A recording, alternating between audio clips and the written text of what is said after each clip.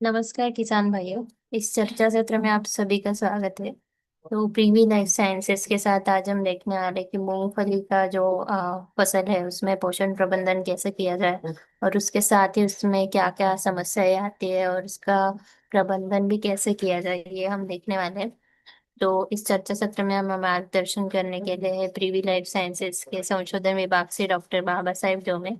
तो बाबा साहेब सर, आपका भी इस चर्चा सत्र में स्वागत है और मैं आपसे विनती करूंगी कि आप हमारे किसान भाइयों को मार्गदर्शन करें।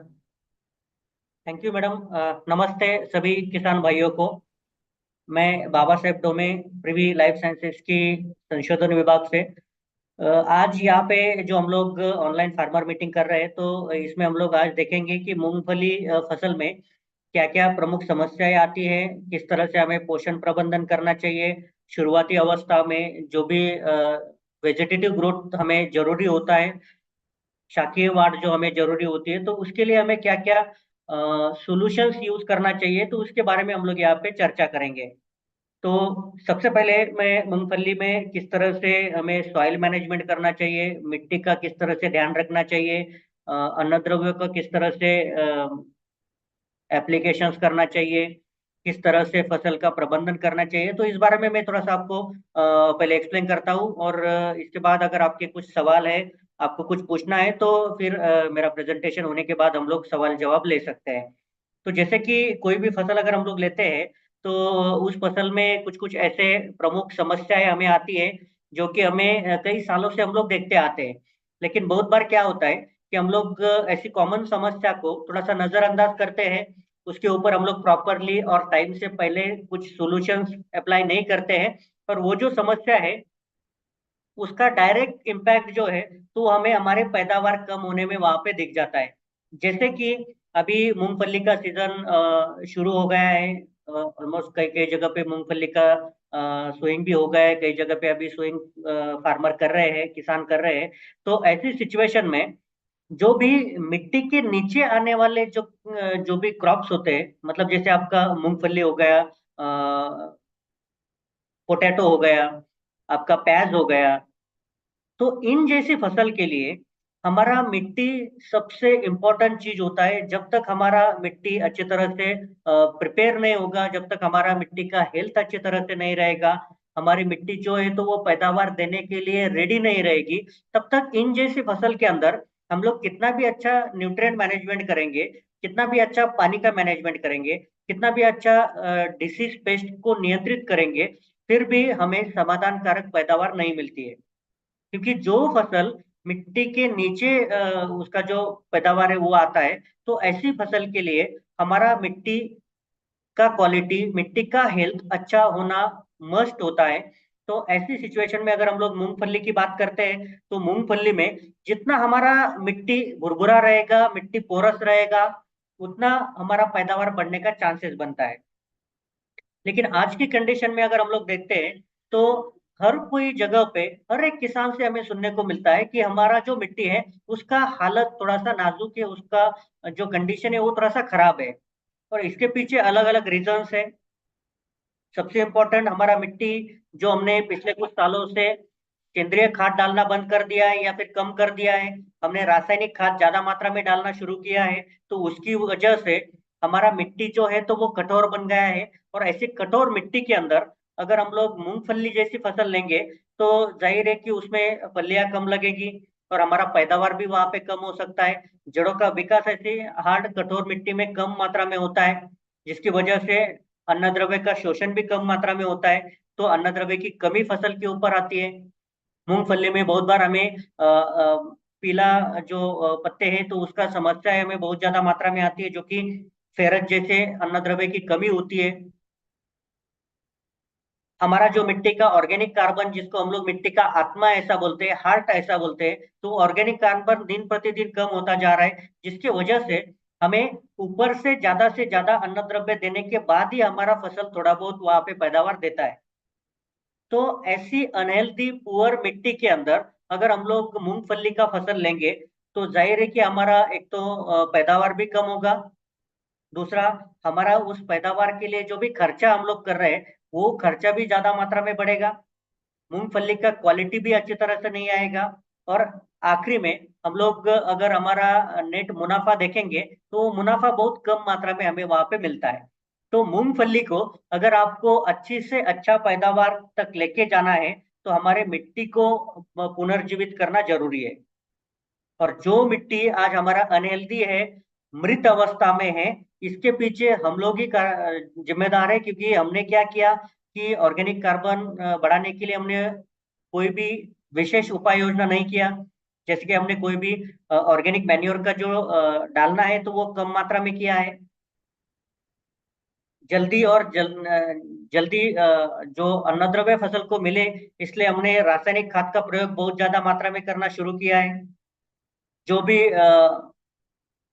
क्रॉप का जो भी रेसिड्यू रहता है उसको हम लोग जला देते हैं, जिसकी वजह से मिट्टी का टेम्परेचर बढ़ जाता है। मिट्टी का टेम्परेचर बढ़ने से जो भी मिट्टी के अंदर फायदेमंद जीवाणु होते हैं उनका काउंट कम हो रहा है, जिसकी वजह से हम लोग कितना भी अन्नद्रव्य कितना भी खाद डालते हैं तो वो अन्नद्रव्य फसल को अवेलेबल होने के लिए जीवाणु बैक्टीरिया मिट्टी के अंदर उपलब्ध नहीं है। दूसरा, हम लोग खरपतवार का नाश करने के लिए हम लोग हर्बिसाइड का भी एप्लीकेशन करते हैं, जिसकी वजह से भी हमारे मिट्टी के ऊपर गहरा और बुरा असर वहां पे पड़ता है। तो इन जैसी जो हम लोग प्रैक्टिसेस करते हैं हमारे खेती के अंदर, तो उसकी वजह से हमारे मिट्टी जो है तो अनहेल्दी बन गई है। मतलब हमारी मिट्टी का जो भी पीएच है वो दिन प्रतिदिन बढ़ रहा है, क्योंकि अगर हमें अच्छी तरह से अन्नद्रव्य फसल को देना है तो हमारे मिट्टी का पीएच 6 से 7 के आसपास होना चाहिए। जो कि आज की कंडीशन में अगर हमारे मिट्टी का पीएच हम लोग देखते हैं तो वो 7, 7.5, 8 के ऊपर चला गया है। और ऐसे अल्कलाइन मिट्टी के अंदर बहुत सारे ऐसे अन्नद्रव्य होते हैं कि जो मिट्टी के अंदर पड़े होते हैं लेकिन वो अवेलेबल नहीं हो पाते, फसल को वो मिल नहीं पाते। और उसके लिए हम लोग क्या करते हैं, ऊपर से और अन्नद्रव्य डालते हैं और खाद डालते हैं, और इसी खाद के ऊपर हमारा बहुत ज्यादा खर्चा होता है। और जितना ज्यादा खाद हम लोग हमारे मिट्टी के अंदर डालेंगे तो उस खाद के अंदर जो भी सॉल्ट्स होते हैं वो मिट्टी के ऊपरी भाग के ऊपर इकट्ठा हो जाते हैं, और उस सॉल्ट की वजह से हमारी जो मिट्टी है वो हार्ड बन जाती है, कठोर बन जाती है। और ऐसे हार्ड मिट्टी के अंदर पानी का पर्कोलेशन नहीं होता है, मिट्टी के अंदर जड़ों का विकास अच्छी तरह से नहीं होता है, मिट्टी के अंदर हवा ज्यादा मात्रा में नहीं रहती, जिसकी वजह से मिट्टी के अंदर जो भी बैक्टीरिया होने चाहिए उसका काउंट अच्छी तरह से नहीं होता है। जितना हम लोग सेंद्रिय खाद डालना कम करेंगे उतना मिट्टी का जो ऑर्गेनिक कार्बन है वो कम होता जाएगा। और जितना ऑर्गेनिक कार्बन कम होगा उतना हमें एडिशनली अन्नद्रव्य का देना वहां पे जरूरी बनता है। तो ये जो दिक्कत है, ये अगर हम लोग जब तक कम नहीं करेंगे तब तक हम लोग मूंगफली में अच्छी तरह से पैदावार नहीं बढ़ा सकते। तो ये दिक्कतों को कम करने के लिए सबसे इम्पोर्टेंट है, हमें सेंद्रिय खाद डालना जरूरी है, हमें सॉइल कंडीशनर्स डालना जरूरी है। और हम लोग क्या डाल सकते हैं, हम लोग गोबर की खाद डाल सकते हैं, हम लोग बकरी की खाद डाल सकते हैं, पोल्ट्री मैन्योर डाल सकते हैं, कंपोस्ट खाद डाल सकते हैं। जिस एरिया में शुगर केन की ज्यादा मात्रा में होता है, शुगर मिल्स है, ऐसे शुगर मिल्क का प्रेसमड हम लोग इसके अंदर डाल सकते हैं। तो ये जो सेंद्रिय खाद होता है इसका अगर प्रयोग हम लोग हर एक फसल के अंदर करते जाएंगे तो हम लोग हमारी मिट्टी को पुनर्जीवित कर सकते हैं। लेकिन अगर हम लोग गोबर की खाद का एग्जाम्पल लेते हैं तो सबको पता है कि गोबर की खाद डालने से मेरे मिट्टी का स्वास्थ्य तंदुरुस्त हो सकता है, मेरी मिट्टी पुनर्जीवित हो सकती है, मेरे मिट्टी का जो उपजाऊ स्थिति है वो बढ़ सकता है। लेकिन फिर भी किसान गोबर की खाद नहीं डालते हैं। इसके पीछे रीजंस ये है कि जैसे गोबर की खाद अगर हमें डालना है तो उसको 5 टन 10 टन प्रति एकड़ डालना पड़ता है। इतना ज्यादा मात्रा में गोबर की खाद हर एक किसान को नहीं मिलता है। पहले तो गोबर की खाद मिलना ही थोड़ा सा मुश्किल हो गया है, क्योंकि हमने जानवरों का पालन पोषण कम कर दिया है, जिसकी वजह से हमें गोबर की खाद मिलना थोड़ा सा मुश्किल हो गया है। जो भी थोड़ा बहुत किसानों को गोबर की खाद मिल रही है उसकी क्वालिटी अच्छी नहीं होती है। बहुत सारे किसान गीला गोबर का खाद अपनी खेती में डालते हैं, तो ऐसे गीले गोबर की खाद से हमें फायदा कम और नुकसान ज्यादा मात्रा में होता है। नुकसान कैसे होता है, क्योंकि ऐसे गीले गोबर की खाद के अंदर बहुत ज्यादा मात्रा में वीड सीड होता है, खरपतवार के बीज उसके अंदर होते हैं। गीले गोबर की खाद में डिसीज पेस्ट के एग्स होते हैं। तो जैसे हम लोग ऐसा गीला गोबर की खाद डालते हैं तो उसके अंदर जो खरपतवार के बीज है उसको कम करने के लिए हमें अतिरिक्त खर्चा करना पड़ता है। जो भी डिसीज पेस्ट के इंसेक्ट के जो अंडे होते हैं, एग्स होते हैं उसके अंदर, उसकी वजह से जो भी डिसीज और पेस्ट हमारे फसल के अंदर आता है उसको कम करने के लिए हमें पेस्टिसाइड्स यूज करना पड़ता है। दूसरा, इतना ज्यादा मात्रा में मतलब 4 टन 5 टन अगर आपको गोबर की खाद लाना है पर एकड़ के लिए, तो उसको ट्रांसपोर्ट कॉस्ट लगता है। उसको हमारे खेती में डालने के लिए उसको लेबर लगाना पड़ता है। तो ये सारी लिमिटेशंस की वजह से, ये सारी दिक्कतों की वजह से किसानों को गोबर की खाद के फायदे पता होने के बाद भी किसान गोबर की खाद नहीं डालता है। किसान नेचुरल ऑर्गेनिक मैन्योर नहीं डालता है और वो सीधा रासायनिक खाद की तरफ चला जाता है। जितना हम लोग रासायनिक खाद के पास जाएंगे उतना हम हमारी मिट्टी को खो रहे हैं। तो इसके लिए कहीं ना कहीं हमारे मिट्टी को पुनर्जीवित करना है। और अगर हमें गोबर की खाद जैसे नेचुरल ऑर्गेनिक मैन्योर के लिए इतने सारे दिक्कतें आ रही है, तो हमें कहीं ना कहीं इसको पर्याय ढूंढना जरूरी है, ऑप्शंस ढूंढना जरूरी है। तो इसके लिए प्रिवी ने एक सॉइल कंडीशनर डेवलप किया है, एक कंप्लीट ऑर्गेनिक मैन्योर डेवलप किया है, जिसका नाम है जियोक्सोल.com। ये जो जियोक्सोल.com है, ये दानेदार फॉर्म में आता है। इसके अंदर हम लोग डिकम्पोज पीट एक्सट्रैक्ट देते हैं। ये कंप्लीटली ऑर्गेनिक मैन्योर कहा जाता है। और जहां जहां पे किसानों को गोबर की खाद नहीं मिल रही है, तो वहां पे गोबर की खाद की जगह पे हम लोग जियोक्सोल.com का एप्लीकेशन हमारे मूंगफली की फसल में कर सकते हैं। जो भी फायदे हमें गोबर की खाद से मिलते हैं, वही फायदे देने का काम ये जियोक्सोल.com हमारा मूंगफली की फसल में करेगा। और इसको जब तक हम लोग डालते नहीं है, तब तक हम कितना भी अच्छे तरह से क्रॉप मैनेजमेंट करेंगे, फिर भी हमें जो भी मूंगफली का फसल है वो हमें समाधान कारक वहां पे नहीं दिखाई देगा। क्योंकि सबसे पहले जब तक हमारा फाउंडेशन मजबूत नहीं होता है, क्योंकि किसी भी फसल का जो फाउंडेशन होता है वो उसका मिट्टी होता है। जब तक फाउंडेशन मजबूत नहीं होगा, तब तक ऊपर वाला जो पार्ट है फसल का वो हमें समाधान कारक वहां पे नहीं दिखाई देगा। दूसरा, ये जो जियोक्सोल.com है, इसका क्वालिटी हम लोग कंसिस्टेंट देते हैं। इसका डोज भी कम है। ये अगर आपको 1 एकड़ के लिए डालना है तो सिर्फ 10 से 15 किलो पर एकड़ का डोज इसका हम लोग बोलते हैं। और 10 से 15 किलो का बैग किसान खुद होके लेके आ सकता है। उसको किसी भी फर्टिलाइजर के साथ हम लोग मिक्स करके हमारे मूंगफली की फसल में डाल सकते हैं। तो मतलब आपका ट्रांसपोर्ट कॉस्ट भी नहीं लगता है, लेबर भी अतिरिक्त मात्रा में नहीं लगता है। और इसके अंदर किसी भी तरह से कोई भी खरपतवार का बीज आपको नहीं मिलेगा, किसी भी तरह से कोई भी हानिकारक चीज इसके अंदर आपको नहीं मिलेगी। और ये किसी भी टाइप के सॉइल के अंदर आप डाल सकते हैं। किसी भी टाइप के रासायनिक खाद हो, ऑर्गेनिक खाद हो, बायो फर्टिलाइजर हो, उसके साथ मिक्स करके आप इसको मूंगफली में 10 से 15 किलो पर एकड़ के डोज से डाल सकते हैं। और जब आप जियोक्सोल.com को आपके मूंगफली की फसल में डालेंगे, तो ये सबसे पहले जो भी अपना मिट्टी कठोर बन गया है, हार्ड बन गया है, तो उसको भुरभुरा बनाएगा, पोरस बनाएगा। और जितना हमारा मिट्टी भुरभुरा बनेगा, उतना पानी का पर्कोलेशन मिट्टी के अंदर अच्छा होगा। और अभी जो है तो वो बरसात के दिन है, जितना पानी आपका रुका रहेगा फसल के अंदर, उतना ज्यादा मात्रा में फंगल डिसीज आ सकता है, बर रोग की समस्या आ सकती है, विल्टिंग की समस्या आ सकती है, जड़ों का जो फैलाव है वो वहां पे कम हो सकता है। तो जब आप जियोक्सोल.com को डालते हैं, तो सबसे पहले ये मिट्टी को भुरभुरा बनाएगा। और जितना हमारा मिट्टी भुरभुरा होगा, उतना जड़ों का डेवलपमेंट मिट्टी के नीचे ज्यादा मात्रा में होगा, पानी का पर्कुलेशन मिट्टी के अंदर ज्यादा मात्रा में होगा। और सबसे इम्पोर्टेंट, जैसे हम लोग जियोक्सोल.com को कंटिन्यूअस डालते जाएंगे, तो ये धीरे धीरे हमारे मिट्टी का ऑर्गेनिक कार्बन जो है तो वो भी बढ़ाने में हेल्प करेगा। और जितना हमारा मिट्टी का ऑर्गेनिक कार्बन बढ़ेगा, उतना मिट्टी के अंदर ह्यूमस बढ़ेगा। और ये जो ह्यूमस होता है, ये मिट्टी के अंदर के जो फायदेमंद जीवाणु होते हैं उनका खाना होता है। और जितना ह्यूमस बढ़ेगा, उतना जीवाणु की क्वांटिटी बढ़ेगी। और जितना जीवाणु हमारे मिट्टी के अंदर बढ़ेंगे, बैक्टीरियाज बढ़ेंगे, उतना हमने जो खाद डाला है, मिट्टी के अंदर जो खाद पड़ा है, उसको पौधे को खाने योग्य बनाने का काम वो बैक्टीरिया करेंगे। और जो भी हम लोग खाद देते हैं, उसका 100% फायदा हमारे मूंगफली की फसल को वहां पे हो सकता है। और जितना हमारा मिट्टी भुरभुरा रहेगा, उतना ज्यादा से ज्यादा टिलर्स निकलेंगे, ज्यादा से ज्यादा ब्रांचेस निकलेंगे। जितना मिट्टी भुरभुरा होगा, उतना जड़ें नीचे जाएंगी, वहां पे मूंगफली बनने का चांसेस ज्यादा मात्रा में बनेगा। तो सबसे पहले मूंगफली के लिए हमारा मिट्टी पुनर्जीवित करना जरूरी है, मिट्टी भुरभुरा बनाना जरूरी है। तो उसके लिए आप geoxol.com जैसा सोल्यूशन आप आपके मूंगफली के अंदर डाल सकते हैं। जैसे हम लोग geoxol.com को डालेंगे तो सबसे पहले हमारा मिट्टी भुरभुरा बनेगा, मिट्टी का ऑर्गेनिक कार्बन बढ़ेगा, और जितना ज्यादा मिट्टी का ऑर्गेनिक कार्बन बढ़ेगा तो जो भी हम लोग फर्टिलाइजर डाल रहे हैं उसका भी अपटेक ज्यादा मात्रा में होगा, सॉइल के अंदर जो भी बैक्टीरिया है उसका काउंट भी ज्यादा मात्रा में बढ़ेगा। और ये किसी भी टाइप के सॉइल के अंदर आप geoxol.com का एप्लीकेशन करवा सकते हैं।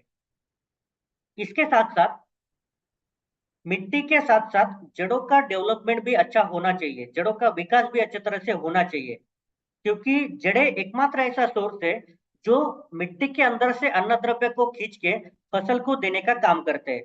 तो जितना जड़ों का डेवलपमेंट मिट्टी में नीचे होगा उतना वहां पे जो अन्न द्रव्य है उसको उठा के फसल को देने का काम ज्यादा मात्रा में होगा। और अगर हम लोग मूंगफली के जड़ों की बात करेंगे तो मूंगफली की जड़ें नेचुरली ज्यादा से ज्यादा आधा 1 फीट 1.5 फीट तक चली जाती है मिट्टी के अंदर। और हम लोग जो खाद देते हैं वो ऐसा नहीं कि हम लोग हर एक पौधे के जड़ों के संपर्क में खाद देते हैं, हम लोग खाद को ऐसे ब्रॉडकास्ट करते हैं, खेत में फेंक देते हैं। तो जो अन्न द्रव्य जड़ों के संपर्क में आता है वही अन्न द्रव्य जड़ों के माध्यम से अवशोषित किया जाता है। जिस अन्न द्रव्य तक जड़ें नहीं पहुंच पाती वो अन्न द्रव्य मिट्टी के अंदर वैसे ही पड़ा रहता है। मतलब हम जो खाद देते हैं उसमें से 50 से 60% ही अन्न द्रव्य फसल को मिलता है, बाकी 30 से 40% जो अन्न द्रव्य है वो वैसे की वैसे पड़ा रहता है और हमारा जो खर्चा है वो वहां पे वेस्ट हो जाता है। तो इसके लिए एक माइकोराइजा नाम का फंगस जो है तो वो जड़ों के ऊपर डेवलप होता है, और जड़ों के ऊपर डेवलप होने के बाद माइक्रोराइजा के खुद के जो छोटे छोटे जड़ें होती है वो नीचे मिट्टी में फैला के जहां तक हमारे फसल की जड़ें नहीं पहुंच पाती उससे भी नीचे जाके, उससे भी आजू बाजू में जाके वहां पे जो अन्न द्रव्य पानी पड़ा है उसको उठा के फसल को देने का काम ये माइक्रोराइजा फंगस करता है। तो इसके लिए प्रिवी ने एक माइक्रोक्सोल ग्रैन्यूल यहाँ पे डेवलप किया है जिसके अंदर हमने माइक्रोराइजा की अलग अलग स्पेसीज दी है। इसके साथ साथ माइक्रोराइजा माइक्रोक्सोल ग्रैन्यूल के अंदर हमने माइक्रोराइजा के साथ साथ अलग अलग न्यूट्रिएंट्स भी दिए हैं। जैसे कि हमने इसके अंदर सीवीड एक्सट्रैक्ट दिया है, ह्यूमिक एसिड दिया है, इसके अंदर सिलिकॉन दिया है। तो ऐसे अलग अलग जो अन्न द्रव्य हमने इसके अंदर ऐड किए हैं वो आपको किसी भी माइक्रोराइजा के प्रोडक्ट के अंदर नहीं मिलेंगे। दूसरा, ये जो माइक्रोक्सोल ग्रैन्यूल हम लोग बनाते हैं ये हमारे इन हाउस चेम्बर के अंदर बनाते हैं। तो इसके अंदर किसी भी तरह से कोई भी कंटामिनेशन या फिर हानिकारक कंटेंट इसके अंदर नहीं आता है। और इसका अगर इस्तेमाल आपको करना है तो आप 4 किलो पर एकड़ ग्रैन्यूल किसी भी फर्टिलाइजर के साथ मिक्स करके अगर आपके मूंगफली की फसल में डालते हैं तो इसके अंदर का जो माइक्रोराइजा होता है उसके जो बीज होते हैं वो बीज मिट्टी के अंदर जाने के बाद जर्मिनेट होते हैं, उसके अंदर से एक जड़ बाहर निकलती है और उसके डेवलपमेंट के लिए जो भी थोड़ा बहुत खाना लगता है वो मूंगफली की जड़ों से वो खींच लेता है। और उसके बदले में छोटे छोटे जड़ें जो माइक्रोराइजा की है वो मिट्टी में नीचे फैलाने का काम ये माइक्रोराइजा इसके अंदर का करता है। और जहां तक हमारी फसल की जड़ें नहीं पहुंच पाती उससे भी बहुत ज्यादा मात्रा में नीचे जाके वहां पे जो अन्न द्रव्य पानी पड़ा है उसको उठा के मूंगफली की फसल को देने का काम ये माइक्रोक्सोल ग्रैन्यूल के अंदर का माइक्रोराइजा करता है। और जितना ज्यादा अन्न द्रव्य का अपटेक होगा, शोषण होगा, उतना ज्यादा अन्न द्रव्य फसल को मिलेगा। और जितना ज्यादा अन्न द्रव्य अपनी फसल को मिलेगा उतना अन्न द्रव्य की कमी नहीं आएगी, और पौधे का जो विकास है वो बिना रुकावट अच्छी तरह से वहां पे होगा। ज्यादा से ज्यादा ग्रीनरी रहेगी, ज्यादा से ज्यादा हमारा फसल जो है तो वो हरा भरा रहेगा, और उसमें पैदावार बढ़ने का चांसेस ज्यादा मात्रा में होता है। तो ऐसे माइक्रोक्सोल ग्रैन्यूल का जो एप्लीकेशन है वो अगर हमारा मूंगफली के अंदर हम लोग करते हैं तो जड़ों का डेवलपमेंट अच्छी तरह से होगा। जितने जड़ें मिट्टी के अंदर नीचे जाएगी उतना अन्न द्रव्य फसल को मिलेगा, जितना अन्न द्रव्य फसल को मिलेगा उतना ज्यादा फलियां लगने का चांस बनता है। दूसरा, ये जो माइक्रोराइजा है ये खुद एक फंगस होता है, और फंगस का एक रोल होता है कि एक जगह पे अगर एक फंगस ग्रो होता है, तैयार होता है, तो वो दूसरे फंगस को वहां पे नहीं आने देता है। तो मूंगफली में मर रोग की भी समस्या ज्यादा मात्रा में होती है। तो अगर हमने माइक्रोक्सोल को अपनी मूंगफली के अंदर डाल दिया, तो वो माइकोराइजा हमारे मूंगफली की जड़ों के ऊपर डेवलप होगा, और वो वहां पे फ्यूजेरियम जैसे हानिकारक फंगस को वहां पे नहीं आने देगा। और जो भी सॉइल बोर्न डिसीजेस है वो भी हमारे मूंगफली की फसल में कम मात्रा में आएंगी। तो जैसे हम लोग माइकोक्सोल ग्रैन्यूल का एप्लीकेशन करते हैं, तो जड़ों का डेवलपमेंट अच्छी तरह से होगा, ज्यादा से ज्यादा एब्सॉर्प्शन न्यूट्रिएंट का ज्यादा मात्रा में होगा। जितना ज्यादा अन्नद्रव्य पानी फसल के अंदर जाएगा, उतना ज्यादा फसल का डेवलपमेंट अच्छी तरह से होगा। और अगर बारिश कम होता है, पानी कम आता है, तो ऐसी सिचुएशन में जितने जड़ें नीचे जाएगी उतना पानी का भी अपटेक ज्यादा मात्रा में होगा, तो वाटर स्ट्रेस भी फसल को कम मिलेगा। और माइकोराइजा फंगस दूसरे हानिकारक फंगस को हमारे जड़ों के आसपास नहीं आने देगा, जिसकी वजह से जो मर रोग है उसकी भी दिक्कत कम हो जाएगी, और जो भी सॉइल बोर्न डिजीजेस है उसका भी प्रादुर्भाव हमारे मूंगफली के अंदर कम मात्रा में होगा। तो सबसे इंपॉर्टेंट है जड़ों के डेवलपमेंट के लिए, जड़ों के परिपूर्ण विकास के लिए हम लोग माइकोक्सोल ग्रैन्यूल का एप्लीकेशन मूंगफली के अंदर 4 किलो पर एकड़ की डोज से डाल सकते हैं। ऐसे ही जड़ों के बारे में हम लोग बार बार बात क्यों करते हैं, क्योंकि जड़ें एकमात्र ऐसा सोर्स है जो अन्नद्रव्य का अपटेक ज्यादा मात्रा में करवा के दे सकते हैं। और जितना नेचुरली मिट्टी के अंदर से अन्नद्रव्य का शोषण होगा, उतना हम लोगों को ऊपर से अन्नद्रव्य डालने की जरूरत नहीं पड़ेगी, और ऊपर से अन्नद्रव्य के लिए जो भी हमारा खर्चा होता है वो हम लोग वहां पे कम कर सकते हैं। या फिर जो भी खाद हम लोग अतिरिक्त मात्रा में डालते हैं उसके ऊपर का भी खर्चा हम लोग कम कर सकते हैं। तो ऐसे ही फास्फोरस ये जो घटक होता है, फास्फोरस ये जो अन्नद्रव्य होता है, वो सबसे इंपॉर्टेंट होता है सभी फसल के लिए, क्योंकि जितना फास्फोरस अपनी फसल में ज्यादा मात्रा में रहेगा, उतना रूट डेवलपमेंट अच्छी तरह से होता है, उतना फ्लावरिंग फ्रूटिंग ज्यादा मात्रा में आता है। और ऐसे ही फास्फोरस के लिए हम लोग फॉस्फेटिक फर्टिलाइजर डालते हैं, लेकिन जो भी फॉस्फेटिक फर्टिलाइजर हम लोग डालते हैं रासायनिक मात्रा में, उसके अंदर का फास्फोरस फसल को 25 से 30% ही मिलता है, क्योंकि फास्फोरस उसी मिट्टी के अंदर अवेलेबल होता है जिस मिट्टी का पीएच 6 से 6.5 7 के आसपास हो। और अगर हम लोग हमारी मिट्टी का आज की कंडीशन में पीएच देखते हैं तो वो 7.5 8 के आसपास चला गया है। तो ऐसी अल्कलाइन मिट्टी के अंदर हमने कितना भी फॉस्फेटिक फर्टिलाइजर डाला, तो भी उसमें से थोड़ा बहुत ही फास्फोरस फसल को मिलता है, बाकी फास्फोरस मिट्टी के अंदर लीच हो जाता है, फिक्स हो जाता है। और फॉस्फोरेटिक फर्टिलाइजर के ऊपर जो भी हम लोग खर्चा करते हैं वो हमारा मैक्सिमम वेस्ट हो जाता है। तो ज्यादा से ज्यादा मात्रा में मिट्टी को फास्फोरस देने के लिए हम लोग प्रॉमोसा का एक सोल्यूशन यूज कर सकते हैं। प्रॉमोसा के अंदर हमने ऑर्गेनिक मैन्योर के साथ साथ फास्फोरस भी दिया है, और इसके अंदर हमने ऑर्थोसिलिसिक एसिड मतलब सिलिकॉन का जो भी बायो अवेलेबल सोर्स होता है वो भी प्रॉमोसा के अंदर हमने ऐड किया है। मार्केट में जो भी आपको प्रॉम मिलेगा उसके अंदर कहीं पे भी आपको ऑर्थोसिलिसिक एसिड नहीं मिलेगा। और ये ऑर्थोसिलिसिक एसिड का रोल ये होता है कि जो भी अन्नद्रव्य है, स्पेशली जो भी फास्फोरस वहां पे अवेलेबल है, उसको उठा के फसल के अंदर देने का काम ये ऑर्थोसिलिसिक एसिड करता है। क्योंकि सिलिकॉन एक अच्छा कैरियर का रोल प्ले करता है, एक अच्छा वेटर का रोल प्ले करता है पौधे के अंदर, किसी भी न्यूट्रिएंट का अपटेक करवा के उस न्यूट्रिएंट को जिस पौधे के अंदर जो भी पत्ते के अंदर हो, ब्रांचिंग के अंदर हो, फ्लावर के अंदर हो, तो वहां तक पहुंचाने का काम ये ऑर्थोसिलिसिक एसिड करता है।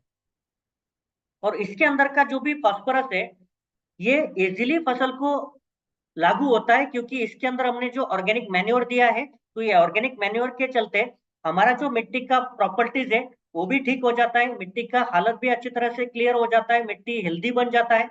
और जितना ऑर्गेनिक मैन्योर अपनी मिट्टी के अंदर जाएगा उतना बैक्टीरिया का काउंट बढ़ेगा, जितना बैक्टीरिया मिट्टी के अंदर बढ़ेंगे उतना ये फास्फोरस अवेलेबल होगा, और जितना फास्फोरस अवेलेबल होगा तो ये ऑर्थोसिलिसिक एसिड उस फास्फोरस को हमारे फसल के अंदर लेके जाएगा, और किसी भी तरह से मूंगफली के अंदर फास्फोरस की डिफिशियंसी नहीं आएगी, फास्फोरस की कमतरता नहीं आएगी। और जितना ज्यादा फास्फोरस फसल के अंदर जाएगा उतना जड़ों का डेवलपमेंट अच्छी तरह से होगा, जितना जड़ें ज्यादा मात्रा में मिट्टी के अंदर जाएगी उतना अन्नद्रव्य ज्यादा मात्रा में पौधे को मिलेगा, और जितना अन्नद्रव्य पौधे को मिलेगा उतना पौधा हरा भरा हेल्दी रहेगा, ज्यादा से ज्यादा मात्रा में फ्लावरिंग आएगी, ज्यादा से ज्यादा मात्रा में फलियां बनेगी। तो फास्फोरस पौधे को अवेलेबल करवाने के लिए हम लोग प्रॉमोसा का 40 किलो पर एकड़ की डोज से किसी भी फर्टिलाइजर के साथ मिक्स करके हम लोग बेसल डोज में या फिर टॉप ड्रेसिंग फर्टिलाइजर के अंदर हम लोग प्रॉमोसा का एप्लीकेशन मूंगफली के अंदर करवा सकते हैं। तो शुरू में हमने geotol.com देखा, जो कि मिट्टी को बुरबुरा बनाएगा, मिट्टी का ऑर्गेनिक कार्बन सुधारेगा, और जितना हमारी मिट्टी बुरबुरी बनेगी उतना जड़ों का विकास मिट्टी के अंदर होगा।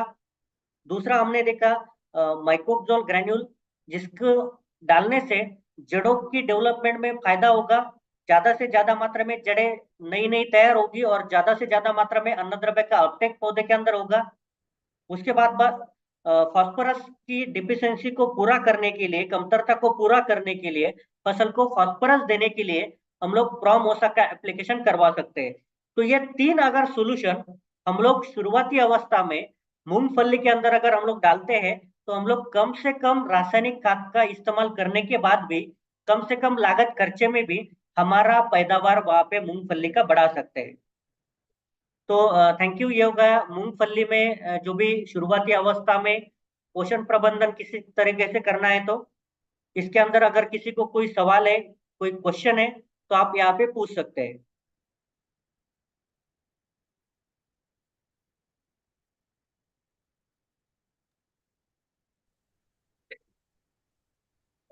सभी किसान भाइयों का धन्यवाद। और बाबा साहेब सर, आपका भी धन्यवाद कि आपने हमारे सभी किसान भाइयों को बहुत ही अच्छी तरह से मार्गदर्शन किया। हम और नए चर्चा ऐसे ही नए चर्चा सत्र लेकर आएंगे। तब तक के लिए धन्यवाद।